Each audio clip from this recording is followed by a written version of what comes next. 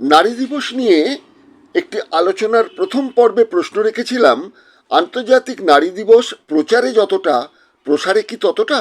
বিশ্বজুড়েই পুরুষের পাশে নারীর ভূমিকা যতই সমতা আনুক, এখনো পুরুষতন্ত্রে নারীর অধিকার প্রতিষ্ঠিত নয়। শহুরে আরবান নারীরা তবু যতটুকু স্বাধীনতা পান, প্রান্তিক নারীদের ক্ষেত্রে স্বাধীনতা শব্দের কোনো মূল্য নেই। অন্যদিকে তাকালে দেখব, যে রামমোহনকে আমরা সতীদাহ প্রথা রদের জন্য শ্রদ্ধা জানাই, সেই সতীদাহ কিন্তু সমাজের উচ্চবর্ণের মধ্যেই সীমিত ছিল। ভূমিপুত্র প্রান্তিক মানুষ বা আদিবাসী সমাজে নারীতান্ত্রিক সমাজ ব্যবস্থা কায়েম না থাকলেও সতীদাহের মতো নির্মম প্রথা ছিল না।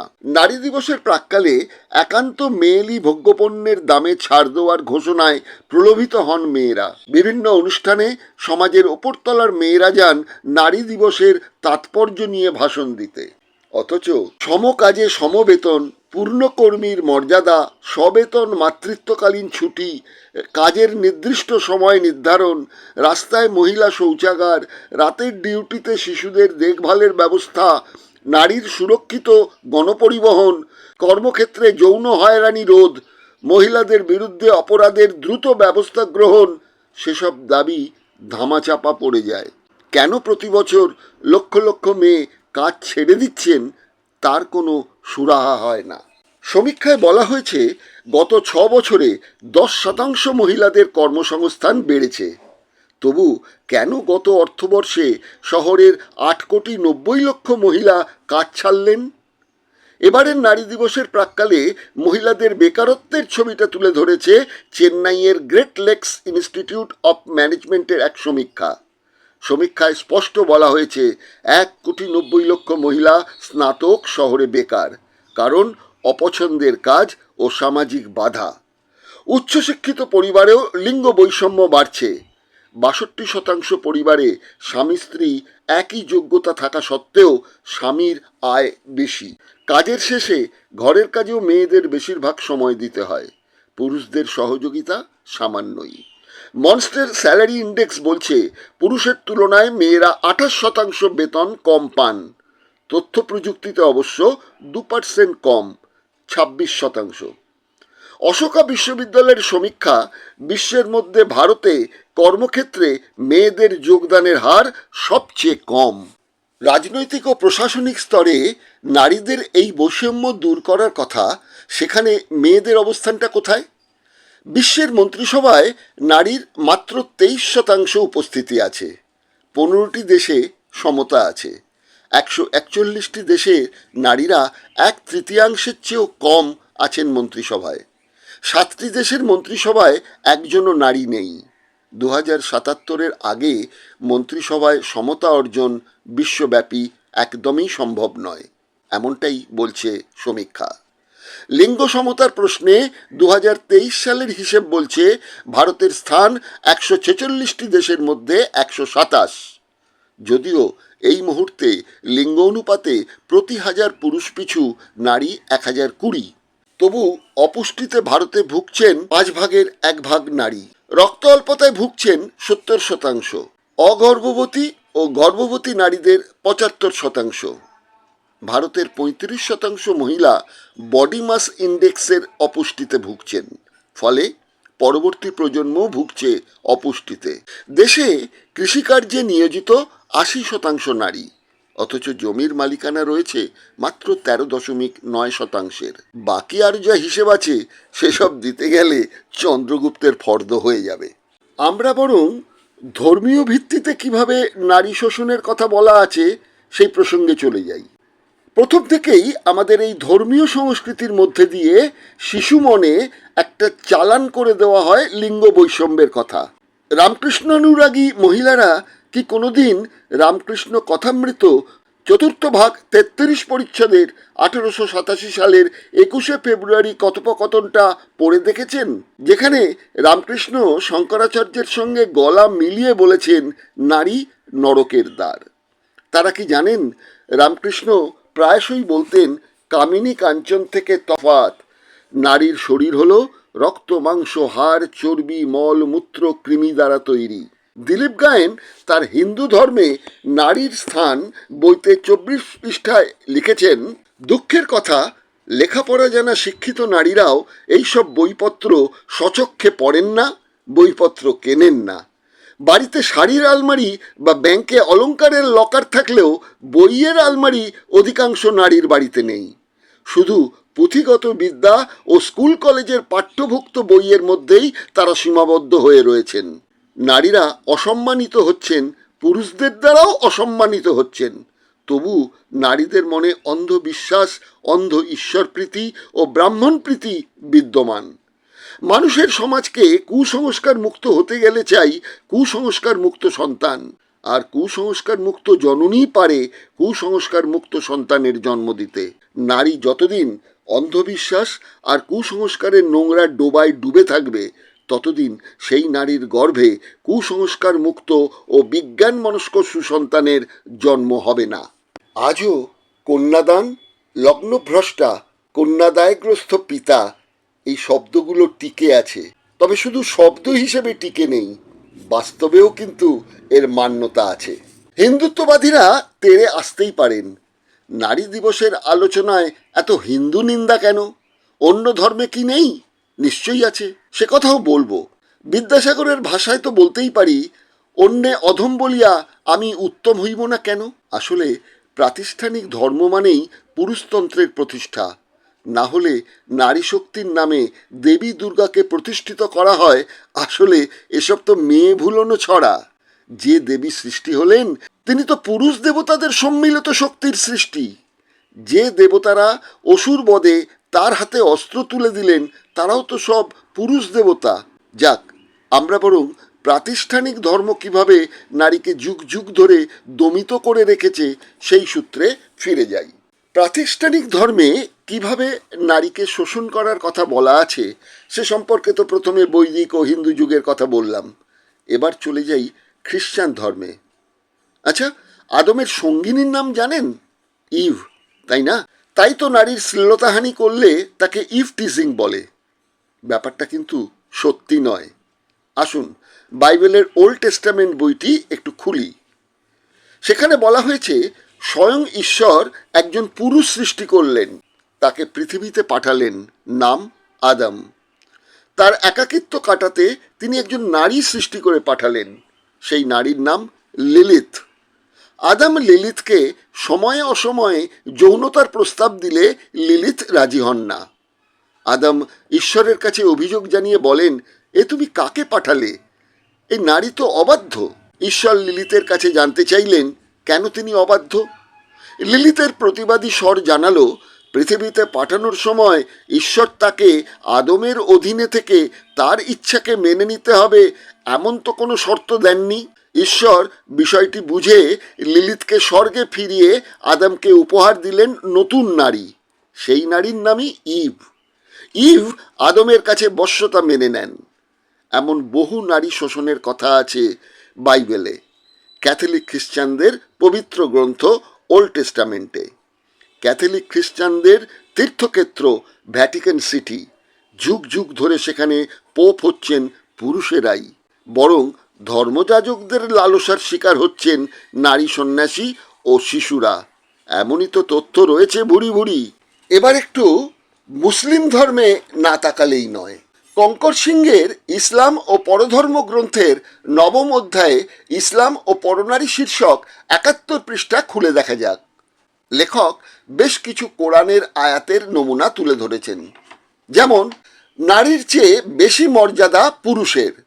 কোরআন আয়াত 2/228 সূরা বাকারা, কোরআন আয়াত 4/34 সূরা নিসা। বিবাহ করো স্বাধীন নারীদের, যাদের তোমার ভালো লাগে, সূরা নিসা 4:3। তোমাদের স্ত্রী তোমাদের শস্যক্ষেত্র, অতএব তোমরা তোমাদের শস্যক্ষেত্রে যেভাবে ইচ্ছা গমন করো, সূরা বাকারা 2/223। তোমার অধিকারভুক্ত দাসীদের ক্ষেত্রে উপভোগ বৈধ, সূরা আজাব 33/52।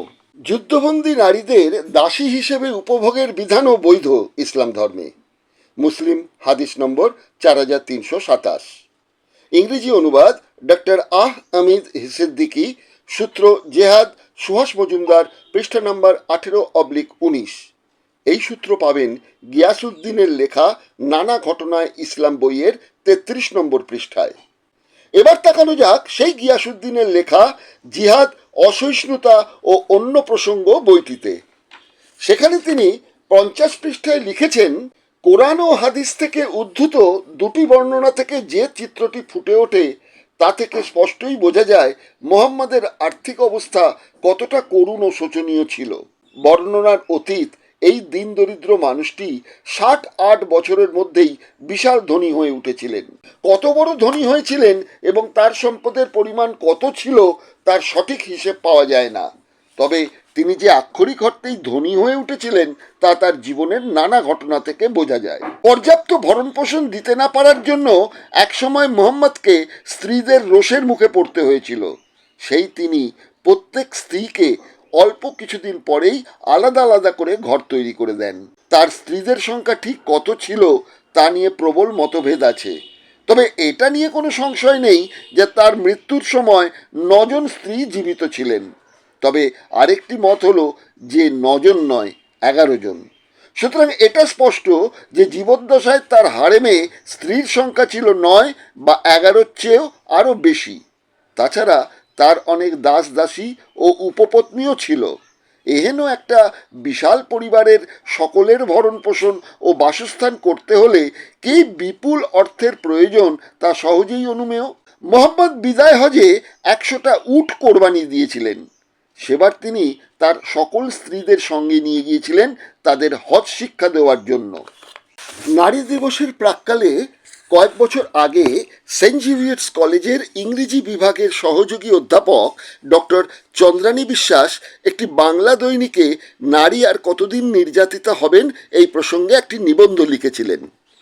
তিনি তাতে লিখেছিলেন, ইতিহাস, সংস্কৃতি বা সাহিত্যে নারী সম্বন্ধীয় যে চিত্র বারবার ফুটে ওঠে তাতে সে গৃহপ্রাঙ্গণে আবদ্ধ এক নিষ্ক্রিয় চরিত্র।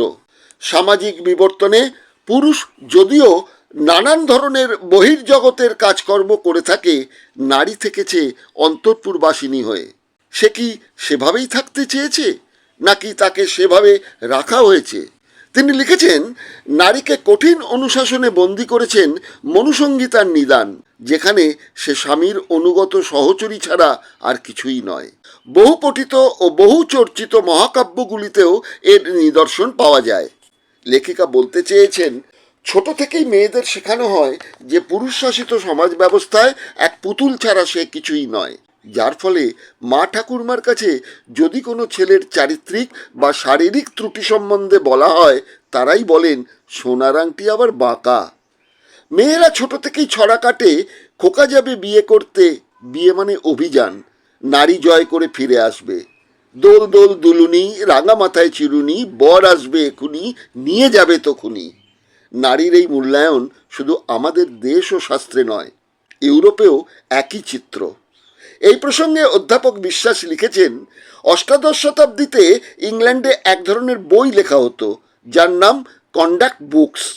এই বইগুলিতে সমাজ ব্যবস্থায় মেয়েদের ভূমিকা সম্বন্ধে বিশদভাবে লেখা হতো। এই লেখাগুলিতে মেয়েদের আচরণ, হাঁটা চলা, কথা বলা সম্পর্কেও কিছু বিধি নিষেধ উল্লেখিত থাকত। এরকমই এক লেখক অ্যাল অফ চেস্টারফিল্ড তার চিঠিতে লিখেছেন, women are only children of a larger growth, they have no solid reasoning or good sense, a man of sense plays with them, humors and flatters them, but neither consults or trusts them in serious matter. Doctor বিশ্বাস লিখেছেন, পুরুষতান্ত্রিকতার শিকার হয়ে অনেক মেয়েরাও নারী শোষণের পক্ষে সওয়াল করেছেন। তিনি লিখেছেন, কন্ডাক্ট বুকসের লেখিকা হ্যানা মুর জানিয়েছেন যে মেয়েদের সমাজে নত হয়েই থাকা উচিত। যুক্তি, বুদ্ধি, জ্ঞানের কথা জনসমক্ষে না জানানোই নম্রতার পরিচয়। শেক্সপিয়ারের নাটক ম্যাকবেথ, লেডি ম্যাকবেথ যখন রাজা ডানকানকে হত্যা করার পরিকল্পনা করছেন, তখন তার কথাগুলি পুরুষ মানুষের মতো শোনায়। একটি উক্তিতে তিনি পুরুষের ভূমিকায় অবতীর্ণ হতে চেয়ে বলেন, কাম ইয়োর স্প্রিন্স আনসেক্স মি হার্ড, পুরুষের মতো ক্ষমতাশালী আর নির্মম হতে চাওয়ার শাস্তিস্বরূপ নাটকের শেষ দিকে শেক্সপিয়ার তাকে মানসিক ভারসাম্যহীন এক নারীতে পরিণত করেন। সে তার আচরণ সম্বন্ধে অত্যন্ত অনুতপ্ত। ছোট থেকেই পুরুষ নারী নির্বিশেষে সবার অবচেতনে মনে ছাপ পড়ে তারা যা শেখে। এই সম্পর্কে কঙ্কর সিংহ তার ধর্ম ও নারী প্রাচীন ভারত প্রকাশক র্যাডিক্যাল ইমপ্রেশন কলকাতার বইয়ে বেদে নারীর অবস্থান নিবন্ধে লিখেছেন, নারী বিধাতার এক আশ্চর্য সৃষ্টি, সম্ভবত মহাজাগতের সবচেয়ে আলোচিত পশু বলেছেন আধুনিক নারীবাদের জননী সিমন দ্য বোভার। তিনি আরও বলেছেন, কেউ নারী হয়ে জন্ম নেয় না, ক্রমশ নারী হয়ে ওঠে। পৃথিবীর সব সভ্যতায় নারীকে দেখা হয়েছে বস্তু হিসেবে, না হয় উন্নত পশু হিসেবে, মানুষ রূপে নয়। সুকুমারী ভট্টাচার্য বলেছেন, ঊনমানব, নারীর জন্মই হল আজন্ম পাঠ্য সমস্ত ধর্মগ্রন্থে ও শাস্ত্রগ্রন্থে তা লেখা আছে। বিশ্ববরেণ্য কবি রবীন্দ্রনাথ বলেছেন, শুধু বিধাতার সৃষ্টি নহ তুমি, নারী পুরুষ গড়েছে তোরে সৌন্দর্য সঞ্চারী আপন অন্তর হতে। পুরুষ তাই নারীর দ্বিতীয় বিধাতা। কবিগুরু রবীন্দ্রনাথের উপলব্ধিও ছিল তাই। নারী সৃষ্টিতে তিনি যেন বিধাতার সাথে পুরুষের ভাগ দাবি করেছেন। অর্ধেক মানবী তুমি, অর্ধেক কল্পনা। নারী তাই পূর্ণ মানব নয়, কোনো সভ্যতাতেই, কোনো কালেই। এখানেই শেষ করছি নারী দিবস উপলক্ষে দ্বিতীয় পর্ব। আশা করি আপনাদের ভালো লাগবে। যদি ভালো লাগে লাইক দেবেন, অন্যকে শেয়ার করবেন, আর যদি খারাপ লাগে নিশ্চয়ই তীব্র সমালোচনা করবেন। রংহীন সংবাদ ও অজানা তথ্য জানতে দেখুন দিগদর্শন, দশের পাশে, দেশের সাথে।